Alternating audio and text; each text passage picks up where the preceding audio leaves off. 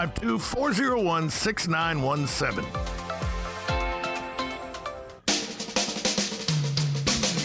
This is Ocala Talks with Tom Schmitz, bringing stories that are important to our community in and around Ocala. Plus, of course, a splash of sports as well. Now, here's your host, Tom.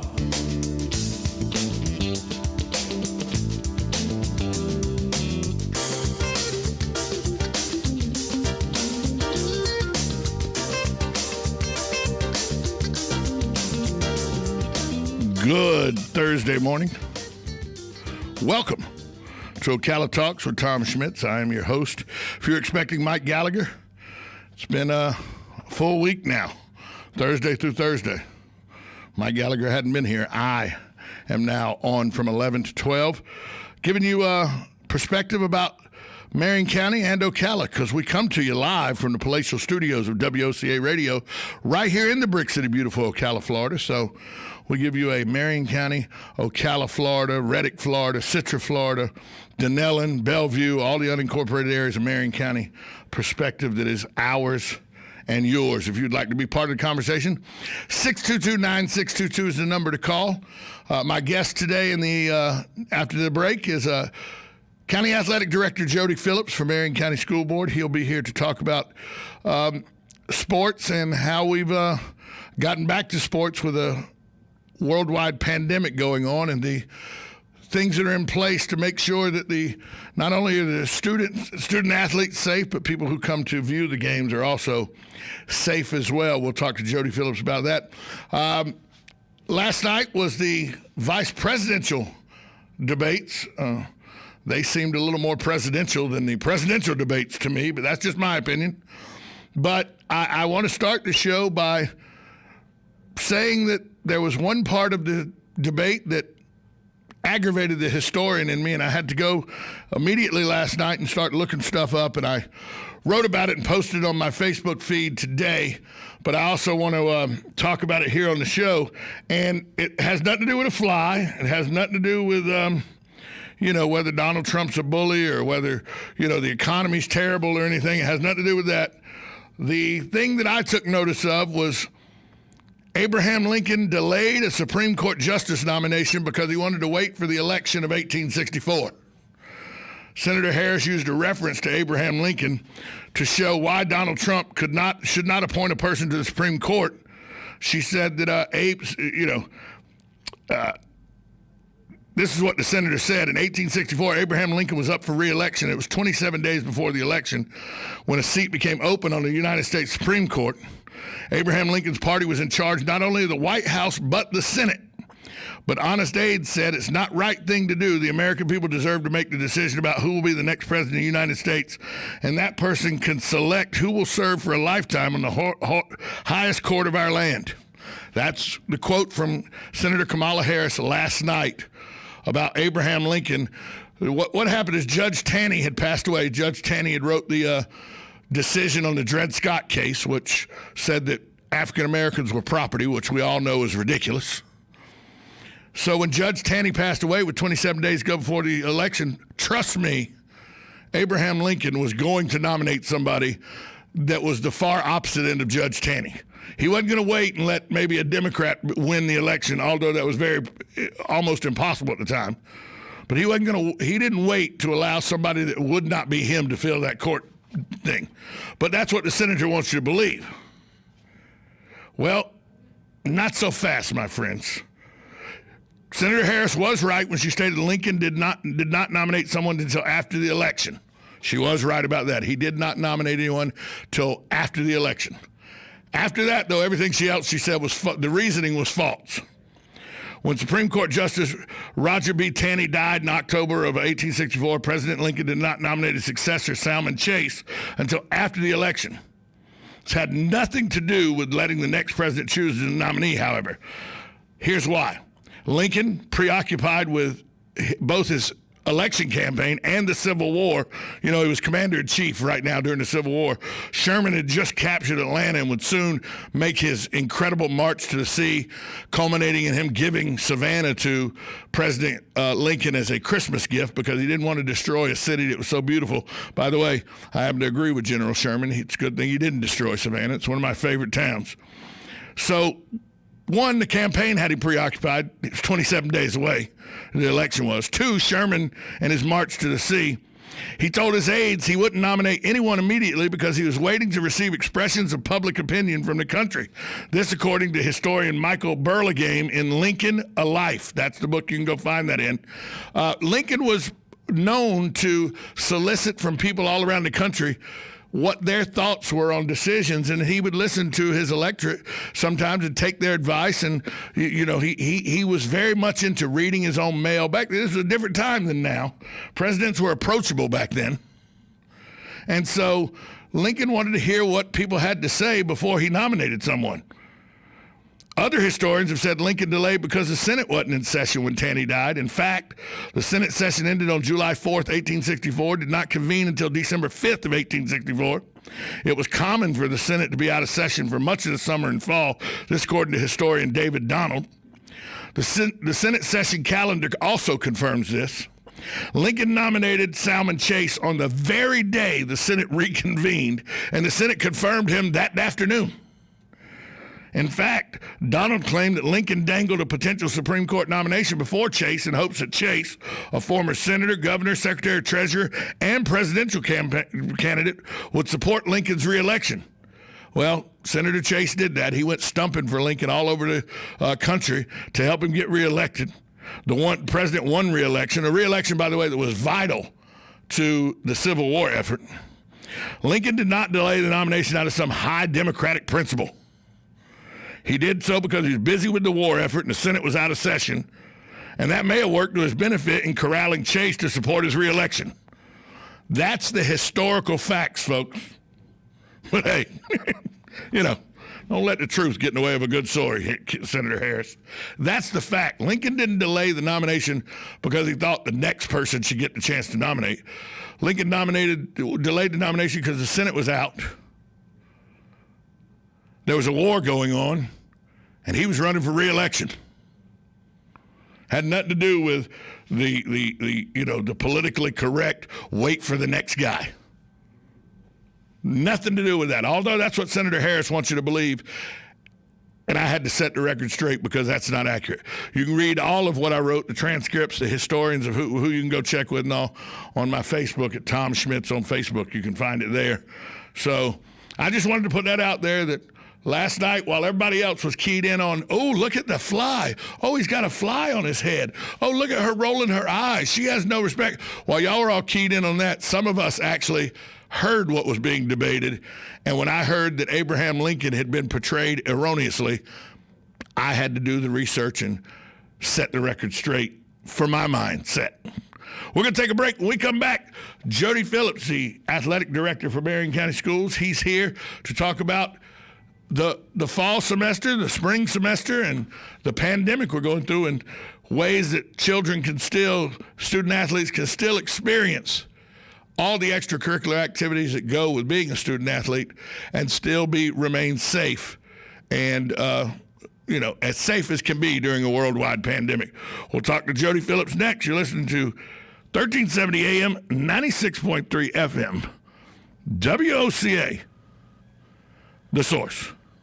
You're getting ready to move and you work hard. That's why you call Two Men in a Truck, 352-289-0666. You need pros, trained professional moving experts to do the heavy lifting for you. That's why you call Two Men in a Truck, 352-289-0666. They care about your things as much as you do, and they do it fast and right. That's why you call Two Men in a Truck, 352-289-0666. Visit twomeninatruck.com and get moving. Two Men in a Truck.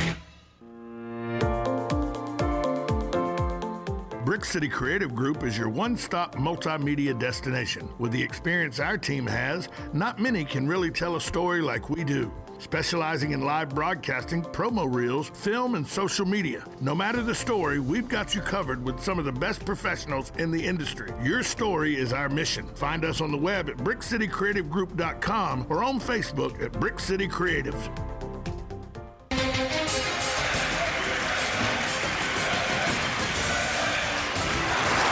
Some would say that this country is in the toilet. Some would even go so far as to say the economy is going down the drain. But we say, if water runs through it, we do it. At Mike Scott Plumbing, we don't make promises we can't keep. We'll be there on time, every time. We promise to work around your schedule and not ours. And we won't charge you overtime for nights, weekends, or holidays. So remember, if water runs through it, we do it. Mike Scott Plumbing, 237-2888. Hi, I'm Sean Scott, owner of Mike Scott Plumbing, and I approve this message. Finally, shipping made easy. Just Ship is your answer to your shipping aggravation. They come pick up your package and ship it for you. Birthday gifts, eBay sales, or an online return. Just Ship can handle all of them for you. Act now and you can save 20% on an annual subscription, which will take you through the 2020 holiday months. Go to www.justship.net now and take the aggravation out of shipping. The NFL Alumni is sponsoring a Clay for Kids sporting event to benefit Champions for Champions. The event will take place at the Robinson Ranch in Inglis, Florida on Saturday, October 24th. Call 866-996-2182 for details. The NFL Alumni will provide gift bags, breakfast, lunch, and prizes. Call 866-996-2182 for details. Clay for Kids. Call 866-996-2182 for details. Hosted by the NFL Alumni. The Ocala Golf Club, one of Ocala's premier golf courses, from its pristine 18-hole course layout to its amazing pro shop. Jason Linhart and the staff at Ocala Golf offer everything that you need for your golf outing. That's the Ocala Golf Club. Experience country club style golf at municipal prices. You won't go wrong with the Ocala Golf Club. Call them for a tee time today, 352-401-6917.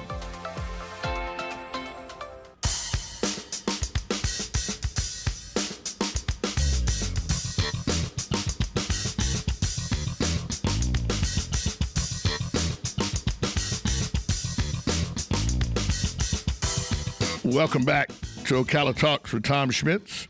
If you were looking for Mike Gallagher, he is no longer here 11 to 12. I'm here Monday through Thursday, 11 to 12, until at least the election. Maybe take over Fridays after the election. We don't know, but I'm definitely here from 11 to 12, Monday through Thursday with Ocala Talks. I like to bring in people from our community to talk about our community because, as you know, I get a little aggravated with Gainesville and Orlando telling me what my news and what I should be concerned with is, because it seems like if I listen to Gainesville and Orlando, my only concern should be murders. So I think we're a better community than that. I think we have a lot more to offer than just, hey, there was a shooting again in Ocala. I think we got a little more to offer than that. So I'm trying to bring that flavor back to the airwaves here with Ocala Talks. And in doing so, I'm bringing in guests from all around the community. And today I'm bringing in the athletic director for the Marion County School System, Jody Phillips, a guy who I have to admit is a better golfer than I am. I'll give him that. So, Coach, good to see you. Thank you. Glad to be here, and appreciate you recognizing athletics and specifically, with our schools. Well, we're this year WOCA is continuing a tradition that they've done since Tom James and I started it back. Right.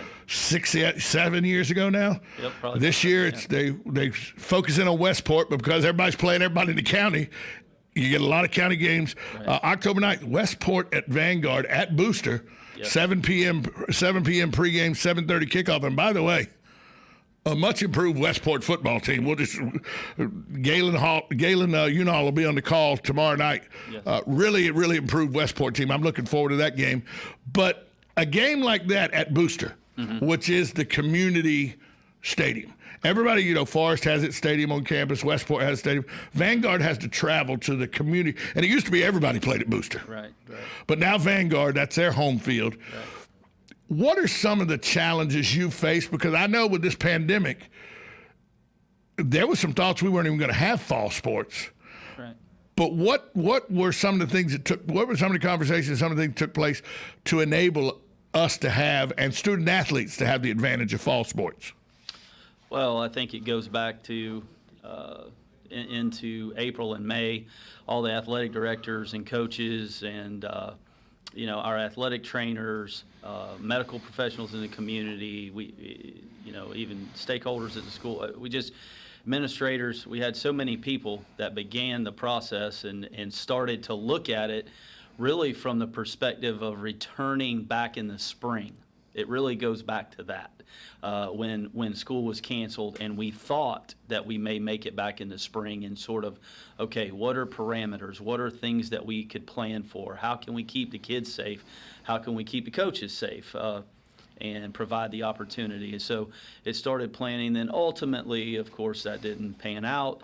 We move into June and felt like we put a really good program together for everyone to come back in June and allow the kids and coaches, bands, all activities to begin again on campus. So really it reverts back to, I'll tell you, June 10th, and beginning to build from June 10th into the fall, and seeing the progress that was made, the sanitization standards, kids working in pods together, and how we were hydrating, and not being able to use locker rooms to where now we do it in small groups and such. So it's been a lot, and quite honestly, without the dedication from the students, the student athletes, and the students that participate in activities, and the sponsors and the coaches, it's unbelievable what they've accomplished. When did you, as Jody Phillips, when did you come to the realization this isn't just planning now, we're actually going to have some fall sports? Maybe as I think back to let's just think back to the FHSAA and kind of as athletically related, specific to them. Probably around the 1st of August, second week of August, I thought at that point it was going to become real, because there was a lot of support, I think, statewide, and it began to build. And at that point, then ultimately they had that meeting, the board meeting on August 14th. And that's when, it did become real at that point, because they decided they were going to allow us to move forward based upon what the local school districts and governing bodies would allow. Now, the three sports that I know the most about from high school, and don't get me wrong, I threw the shot and discus because that's what big fat football players do. But I know football, baseball, and basketball because I had friends. Didn't play basketball, but I had friends do. Right. And I know I went to a very large school in Jacksonville and a very large school in Atlanta. Okay, my graduating class, if I'd have stayed in Jacksonville, was 390 students. My graduating class in Atlanta that I graduated from was 517 students. Right. I went to big high schools. Right. I know even at those big high schools what our locker rooms were like and what our field houses were like. Right. And they haven't improved a whole lot because you're still on state budgets and county budgets. Right. It's not like you have booster programs like the University of Florida does where you could build swanky field houses and everything. Now, it's a little better now than it was 30 years ago when I played football. Okay, 35, okay. More than 30 years ago. Right. But lockers are still side by side. They're not big lockers. The field houses aren't that big. Locker rooms aren't big. How are you? Because the football team can field anywhere from small schools have 35 student athletes. Big schools with JV and everything included can have upwards of 100 kids playing football. Sure. What are the protocols in place when you have a limited locker room area? The coaches worked on a program that would allow the kids to dress in pods, and they're in small groups. A lot of them were even in those same groups going back again into summer. So linebackers go with linebackers, offensive line go with offensive line, and it's your turn in the locker room now. Exactly. And it certainly makes for, just like during the summer, I mean, those guys, the days were long because we were 10 or less in the weight room, so their programs had to be extended throughout the day, and to where normally 10 or less. We'd have never got weights done. We'd have never finished when we were kids. It was very difficult, and these coaches were unbelievably dedicated, and as were the families and the kids. I mean, that's not to be overlooked either, and nothing's changed now. It's still a process that they have to go through, and some of them are able to work through it easier, in the sense that they have what we've called containment bags that they've used, again, throughout the summer and into the fall season, where most of them keep things that are personal to them and such. So they may not need to spend as much time as we normally would in a locker room either. Normally it's a place that kids go and they bond and they hang out together and stuff, and that's especially after the game. Exactly. The locker room after a win, the locker room is the football hub for the party. Right. And that's not happening right now. It isn't, and it's just not an element that just isn't there. It can't be. Just given the circumstances. Are there any sports that it was an easier transition for them than it was from other sports? Like I would think cross country, the protocols would have been a little easier for cross country than they were for football, because cross country is more of an individual sport, although the schools do participate in teams. Sure. Because it's an individual sport, people are spread out more and everything, because you can stretch and all without being right next to each other. Right. Are there some sports that were easier in the fall to do than, say, other sports? I think yes. The direct answer is yes. There were, and you mentioned cross country. I think the only thing that really people were concerned about with that were the starts, the mass starts, and trying to overcome some of those obstacles and keeping that as minimal as possible. Golf was another one that was really easy to transition. It's pretty natural. The students don't have a lot of close interaction in that sport, especially because they're walking and they're separated on the course. Right, exactly, and the kids are very cognizant of it. They respect it. If anything, it's just like a school setting. It's before or after, as you mentioned, like a locker room. Those are the areas that they've had to watch in some of those. Swimming's been another one that they've done well with those programs and the students. When they're not in the water, they're masked if they're up on the deck, and we just had our conference meet just about a week and a half ago, and I was over there, and the students were extremely respectful of that. They knew the protocols, and when they're in the water, they don't have it on. When they're out of the water, they do, and they're still having a great time. And you bring up a very good point, and we're about a minute and a half before the break. This would not be possible. Jody Phillips can do all the planning he wants. The Marion County School Board can do all the planning they want. The administration part of the school board, the school system, can do all the planning it wants.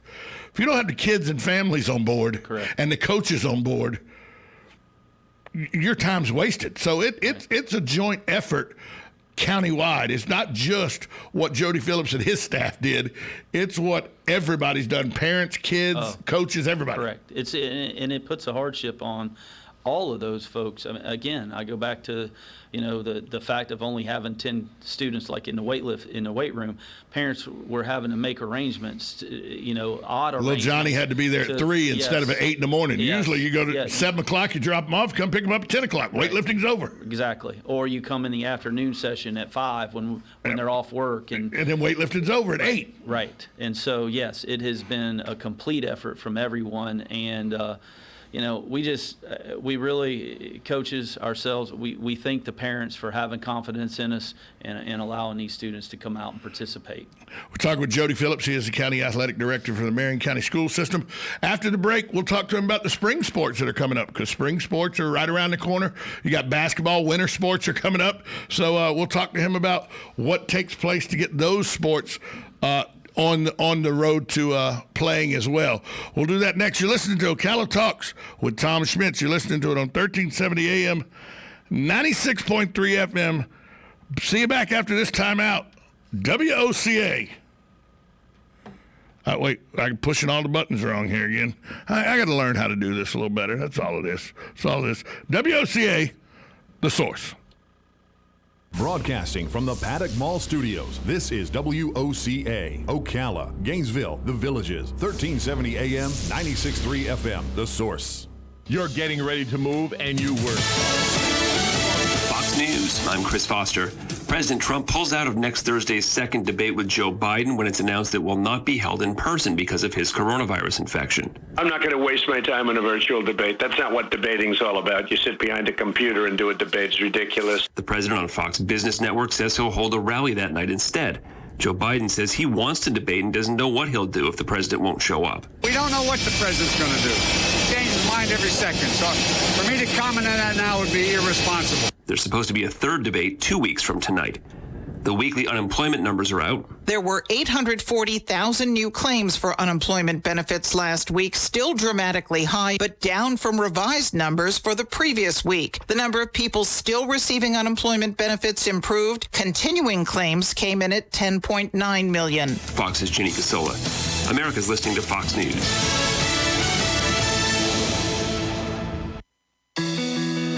It may not be stomach issues. For me, it's intense gas, or pain, or diarrhea, sometimes all at once, over and over. I spent years with the symptoms, but could never figure it out. No matter what I did, they never went away. So I decided to break it down for my doctor and get really specific about my symptoms. We discovered that exocrine pancreatic insufficiency, or EPI, may be the reason for my stomach issues. EPI is caused by my pancreas. It leads to diarrhea, gas, bloating, stomach pain, unexplained weight loss, and oily stools. The symptoms just don't go away. But EPI can show up with even one symptom. The good news? EPI is manageable. But to get to the right diagnosis, you have to break it down for your doctor and get specific about the severity of your symptoms. Visit identifyepi.com to learn more and use the symptom checker to help change the conversation with your doctor. Brought to you by AbbVie. Work hard. That's why you call Two Men in a Truck, 352-289-0666. You need pros. Trained professional moving experts to do the heavy lifting for you. That's why you call Two Men in a Truck, 352-289-0666. They care about your things as much as you do, and they do it fast and right. That's why you call Two Men in a Truck, 352-289-0666. Visit twomeninatruck.com and get moving. 2 Men in a Truck. Brick City Creative Group is your one-stop multimedia destination. With the experience our team has, not many can really tell a story like we do. Specializing in live broadcasting, promo reels, film, and social media. No matter the story, we've got you covered with some of the best professionals in the industry. Your story is our mission. Find us on the web at brickcitycreativegroup.com or on Facebook at Brick City Creatives.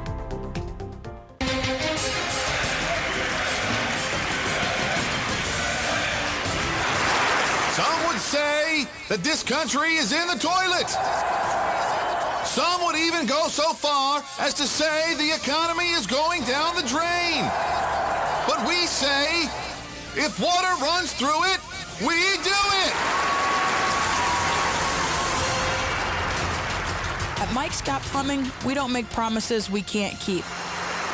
We'll be there on time, every time. We promise to work around your schedule and not ours. And we won't charge you overtime for nights, weekends, or holidays. So remember, if water runs through it, we do it. Mike Scott Plumbing, 237-2888. Hi, I'm Sean Scott, owner of Mike Scott Plumbing, and I approve this message. Finally, shipping made easy. Just Ship is your answer to your shipping aggravation. They come pick up your package and ship it for you. Birthday gifts, eBay sales, or an online return.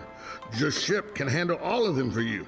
Act now and you can save 20% on an annual subscription, which will take you through the 2020 holiday months. Go to www.justship.net now and take the aggravation out of shipping.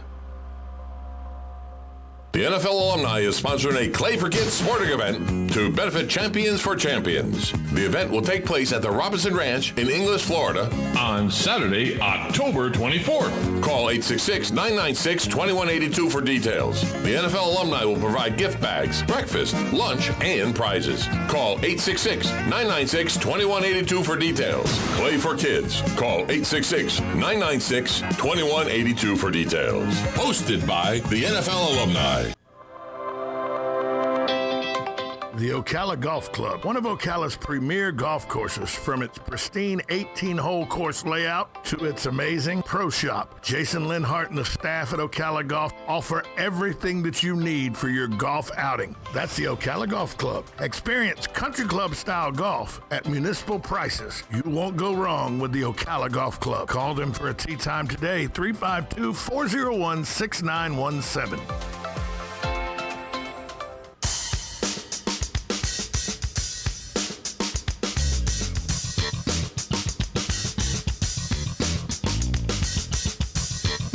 Welcome back to Ocala Talks with Tom Schmitz. My guest in studio right now is County Athletic Director Jody Phillips of the Marion County School Systems. And we're talking about some of the best conversations take place off the air. Because we're talking about some of the things that people don't realize. When we talk about protocols, we've talked about locker rooms, how you had to do 10 at a time in the weight room, and locker rooms where pod situations where the linebackers went with the linebackers because there's 8 or 9 linebackers on the team. The offensive line goes with them. So there's some things you had to do. But then you start talking about the new laws that were mandated about hydration and everything that, by the way, Marion County's been doing for 5 years, I think now, 4 or 5 years have been mandated, but now it's state law. Now it's state law, correct. But trainers weren't there this summer, and football managers weren't there this summer. So usually those are the people filling water bottles and making sure the hydration's right, making sure the field's got cones set up and everything. Right. That fell on the coaching staff as well. And coaching staffs aren't NFL coaching staffs. You got what, maybe 5 coaches to a team? Right. Yes, it's 5 or 6. And so little things like that, dotting the I's and crossing the T's that people never know about, even those were challenges. They were very much a challenge for us. And again, that just goes back to, dedication of the students and the role that they played through the whole process. The coaches, as you said, stepping up and being willing to take all that on. It's changed a lot of the dynamics for a coach, for a student, for a parent. It's just changed, and we're very thankful and fortunate that we've got folks that were willing to take that role. A lot of people want to bring up Westport, and Westport had to sit, I think, 17 players a couple weeks ago, 3 weeks ago for COVID. Now it came out Tuesday that one student, when you went and did the trace contacting, they quarantined 110 students. Correct. It almost seems like Westport has been bitten by the snake a little more than anybody else in the county. But it's a shame we have to do this. But the protocols say if you're part of that 110, you got to be shut down. Right.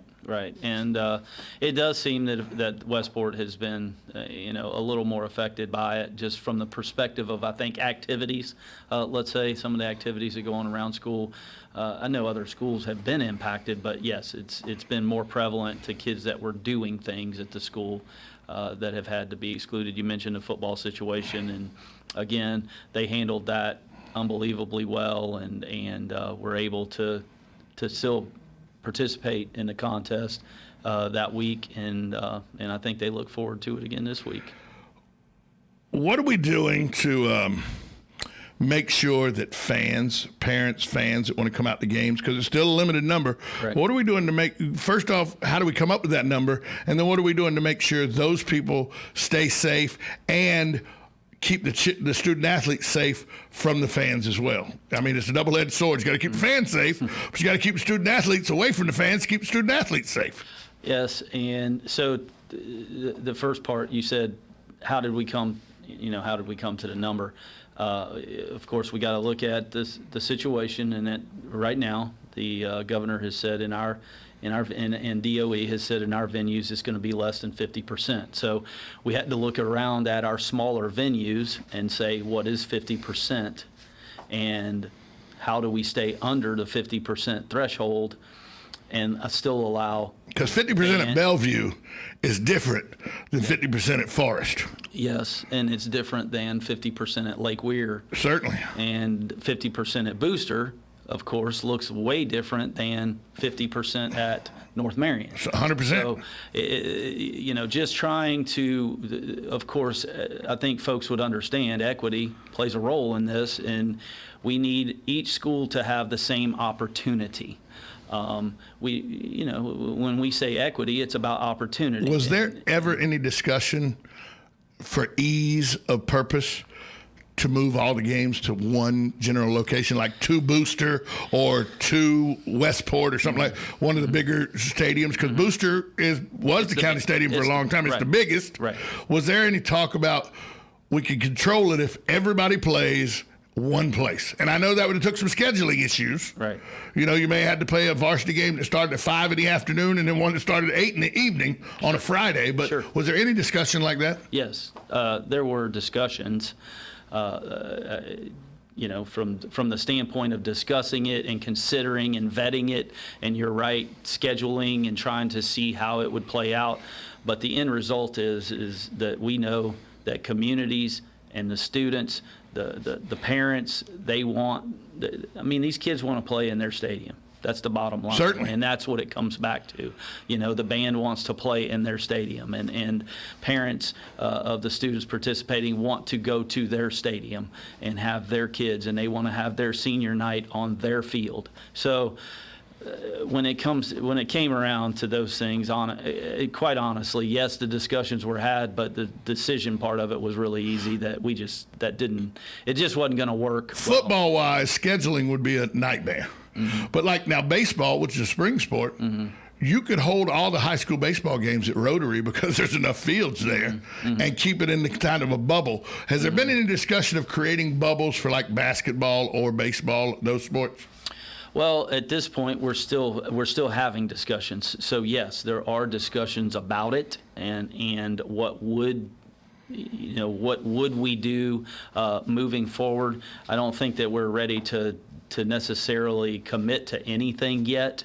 All of that is still on the table at this point in time. Now, you're the athletic director for the Barron County school system. So are you also the person that takes the middle school athletics what they do, the elementary athletic? You're over all of that, correct? Yes, middle and secondary. Middle and high school. Yes. So middle school, what are some of the protocols? Because while they don't have on-campus sports, they still have PE. They're still out there doing physical exertion. What are some of the protocols to make sure that stays safe? Well, we do actually have 4 on-campus athletic programs at our middle schools now, and we are in the midst of cross country with them.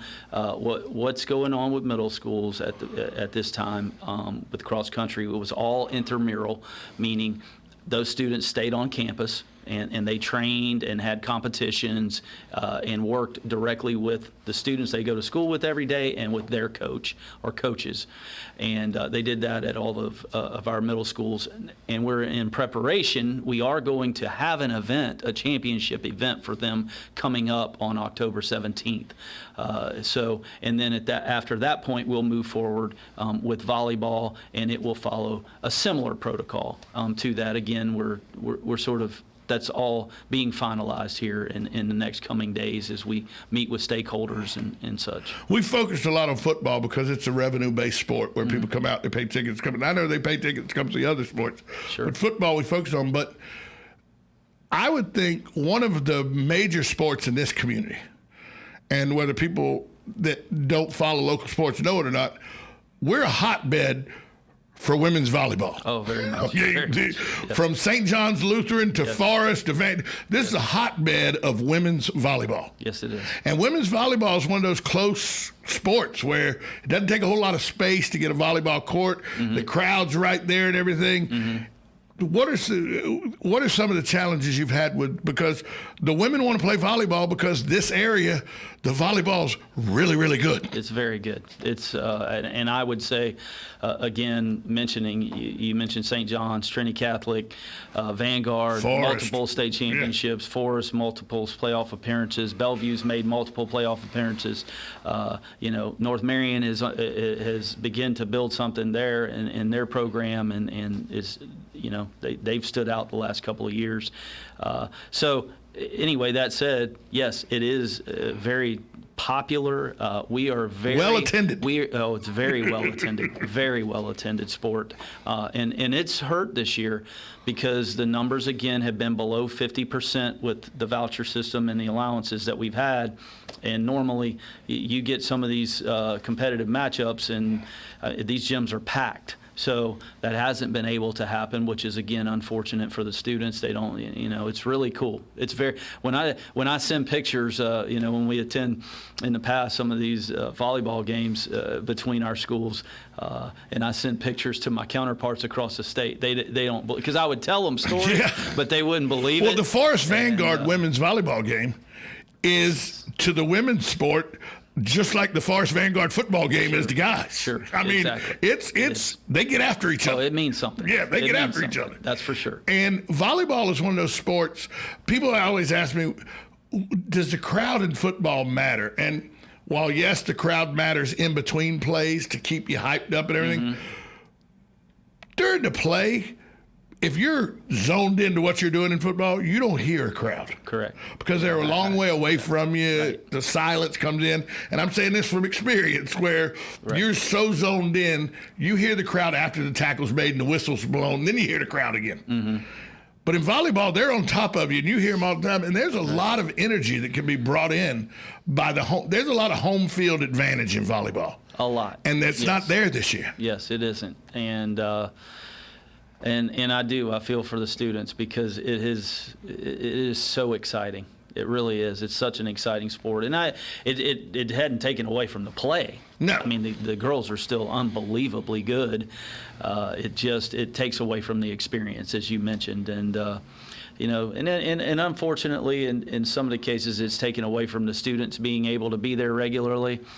We haven't been able to quite find a way yet for the students to really be a big part of it, just because again the attendance and as we set out to this, kind of going back to what got this part of the conversation started was how did the numbers and the idea. I mean, let's face reality.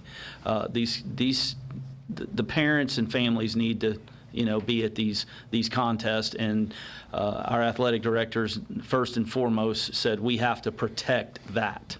We have to protect the fact that we have got to have families at these games day in and day out. So whatever that's going to take, the most that we can get of families, not to shut the community out, not to turn anyone away, but the families were what they wanted to protect. And so, in volleyball, again, because of the gym sizes, we've had to keep it at the 4 voucher level. We got winter sports coming up. Basketball is a winter sport, yes, which is, to me, another packed gym situation. You get some of these schools together. You get Vanguard, North Marion together playing basketball. Vanguard, Lake Weir. People turn out for these basketball games. Yes, sir. And basketball is one of those contact sports where you don't have a whole lot of padding on and everything. There's sweat being traded and everything. Yes, what is basketball going to look like for the girls and the boys this year in winter sports? Well, let's think of it kind of parallel in football. Not a whole lot you can do once you toss the ball up and you start the game. I mean, the game is the game. I think the precautions and the exposure things that we do will be probably more prevalent outside the court than they are inside the court, because again, I mean, you can't ask the kids not to guard someone or not to tell a coach that he has to play a certain way. We can't change the game itself, but what we can do is limit exposures, provide sanitation stations, control the way that the water and hydration stations are set up, and limit access to that. The benches, trying to create some social distancing and even mask use. I was asking about the benches. So I got this discussion with somebody a couple days ago about the benches in college basketball. Mm-hmm. How are they going to do college basketball? And I go, they do it in high school. They could do high school the same way. Mm-hmm. There is a thought that you could have, instead of having the home team at one end of the gym and the visiting team at the other end of the gym on the same side of the court, have the home team on one side of the court, because you have less crowd down there. Have the other team sitting on the bench, the first bench on the opposite side of the court. Right. That way they could spread out on that lower bench and stay distance from each other. Correct. Because basketball, the gym's not going to be full. Right. It isn't. Not that we know of yet. I mean, again, it isn't. That could change. We're in a changing. I mean, we're right. As I talked to some folks in the last couple of days, I mean, look, it's fluid, and we've got to adapt based on the data and the information that we're getting from the health department weekly, and certainly from the governor and from the Department of Education, our board, superintendent, all that. Yes, as a superintendent, and just working through all of it to determine what's best. But yes, you are correct. At this point in time, if we were to play a basketball game tomorrow, certainly it couldn't be treated any differently than the volleyball has. So, has discussion started? And I know because of planning situation, I know you're in discussions about winter sports. I'm sure plans have been made for spring sports, tentative plans, because like I said, it's fluid. Has there been discussions yet about next summer's workout process and stuff like that we may be right back where we are now next summer if some of the protocols are still in place? Well, are we too far out for that yet? I think we're a little far out, but I think this informally and just in some general discussions, we all know that we don't want to keep those. We don't want to put those plans up in the filing cabinet yet. We want to keep last summer's plans out on the desk in the inbox. We don't want to file them yet. Right. We don't want to file them yet. Yes, because certainly we want them to be accessible, and I think we've learned a lot through all of this, and some of it I can tell you moving forward, I'm sure these coaches will use some of it to their advantage. You always end up with finding some silver linings. I say, what my favorite thing is, people go, what show me one silver lining like that. I go, remember the XFL, how bad a football league that was when Vince McMahon brought it out 20 years ago? Mm-hmm. But that camera that zips across the field and gives you the perspective from behind the quarterback, that's from the XFL, right. Which is now a mainstay in the NFL. So you are going to take some of what you've learned, especially hydration-wise and everything, and probably go for, although we've been doing that, there's a lot that can be said for some of the things you learned. By the way, some of the things we learned will keep germs from being spread. It just keeps kids from getting sick in general. That's exactly right. And I was going to say, I think going into the weight room and some of the cleaning protocols that the kids learned and watched and the coaches, performed and stuff. Can't hurt. It can't. It simply can't. We all know, and you've mentioned, locker rooms and weight rooms. Petri dishes. Yes, they can be. They can be. Although now you're sanitizing them and everything to the best of the abilities of the staff. Yes, and I need to give a shout out or a plug here too, because Kerry Cook, who handles all of our custodial services for the school district, has been unbelievable at working with his staff, and the school folks, the custodial staffs and such, have been unbelievable. And that is not me creating fluff. That is real. These people they have been unreal. Backbones of schools. Yes. Cafeteria workers and custodial workers. Yes, they are. Yes, they are. I was a teacher for 5 years. I remembered if you ever got locked out of your classroom and you didn't want to get embarrassed by your colleagues, go find a custodian. He can let you back in your classroom. You doggone right. They can do a lot of things for you. Jody Phillips, the athletic director for Marion County School System. Jody, thanks for coming by. Well, thank you for having me. We look forward to the rest of fall sports, spring sports, winter sports, and spring sports with the Marion County school system. We're going to take a break. When we come back, we'll wrap up Ocala Talks with a little baseball update. How are the Florida teams doing in the playoffs? One's doing pretty well. The other one's playing the Atlanta Braves, so you figure it out. I'll talk about that next, right here on 1370 AM, 96.3 FM, WOCA, The Source. You're getting ready to move and you work hard. That's why you call Two Men in a Truck, 352-289-0666. You need pros, trained professional moving experts to do the heavy lifting for you. That's why you call Two Men in a Truck, 352-289-0666. They care about your things as much as you do, and they do it fast and right. That's why you call Two Men in a Truck, 352-289-0666. Visit twomeninatruck.com and get moving. 2 Men in a Truck. Brick City Creative Group is your one-stop multimedia destination. With the experience our team has, not many can really tell a story like we do. Specializing in live broadcasting, promo reels, film, and social media. No matter the story, we've got you covered with some of the best professionals in the industry. Your story is our mission. Find us on the web at brickcitycreativegroup.com or on Facebook at Brick City Creatives.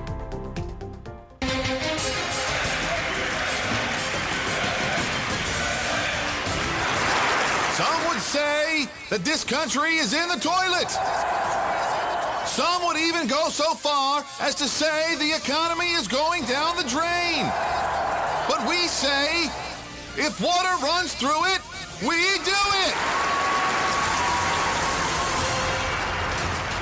At Mike Scott Plumbing, we don't make promises we can't keep. We'll be there on time, every time. We promise to work around your schedule and not ours.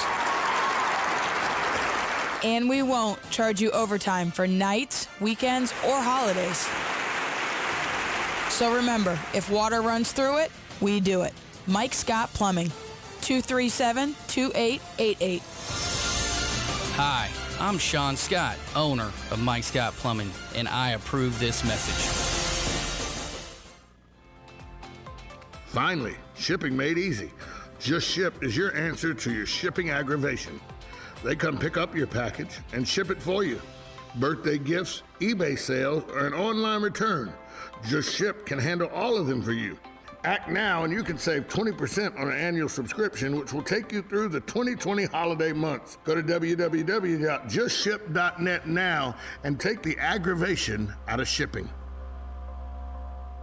The NFL Alumni is sponsoring a Clay for Kids sporting event to benefit Champions for Champions. The event will take place at the Robinson Ranch in Inglis, Florida on Saturday, October 24th. Call 866-996-2182 for details. The NFL Alumni will provide gift bags, breakfast, lunch, and prizes. Call 866-996-2182 for details. Clay for Kids. Call 866-996-2182 for details. Hosted by the NFL Alumni.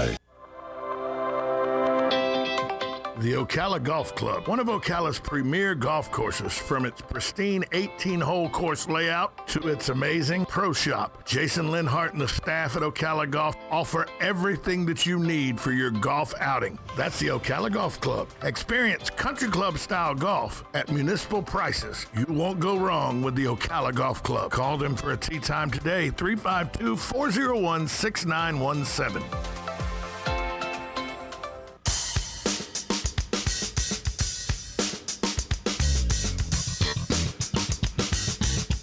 Welcome back to Ocala Talks with Tom Schmitz as we wrap up the hour. I want to bring you up to date on what's going on in the Major League Baseball playoffs, if you care about Major League Baseball. Out in San Diego, where the American League series are taking place, Tampa Bay Rays last night, 8-4 winners over the New York Yankees, putting the New York Yankees on the brink of elimination after the Yankees won Game 1. The Rays stormed back, blew them out in Game 2.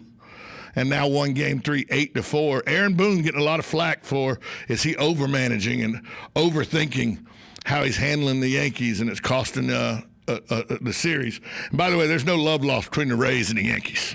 Okay, let's just go ahead and clear that up. Remember Kevin Cashman said, we got guys that can throw 100 miles an hour, too, in our bullpen. So there's no love lost there. Also, the other Florida team in the playoffs is the Miami Marlins. I always want to call them the Florida Marlins. They're the Miami Marlins now. They are playing, well, the greatest team in Major League Baseball, the Atlanta Braves, according to me. And the Braves are up 2-0 in that series with the Marlins on the brink of elimination. The NBA Finals, who cares? Okay, so I'm going out right now. Who cares? You know, viewership down 68% for these finals. Somebody goes, well, yeah, quarantine. That had nothing to do with quarantine. Viewership's supposed to go up. Jesus criminy. We watched the Tiger King when we were in quarantine. We'll watch basketball. I think, you know, and everybody knows, I think politics and sports are two separate things. Sports guys should play sports and politicians should shut up. How about that? How about that? So, but with Major League Baseball, I'm a big baseball fan. So the Braves up 2-0 over the Marlins. The Rays up 2-1 over the Yankees. That is where your Florida teams are. That brings us to a close of today's show. I want to thank my guest, Marion County Athletic Director for Marion County Schools, Jody Phillips. He was my guest today. And I want to thank all of you for listening. You're listening to 1370 AM, 96.3 FM, WOCA, The Source. Broadcasting from the Paddock Mall Studios, this is WOCA, Ocala, Gainesville, The Villages, 1370 AM, 96.3 FM, The Source. You're getting ready to move and you work hard. That's why you call 2 Men in a... with Tim Berg. No, I'm not going to waste my time on a virtual debate. That's not what debating's all about. You sit behind a computer and do a debate. It's ridiculous. President Trump's comments on Fox Business after learning the second presidential debate in Miami set for next Thursday will be virtual. Former President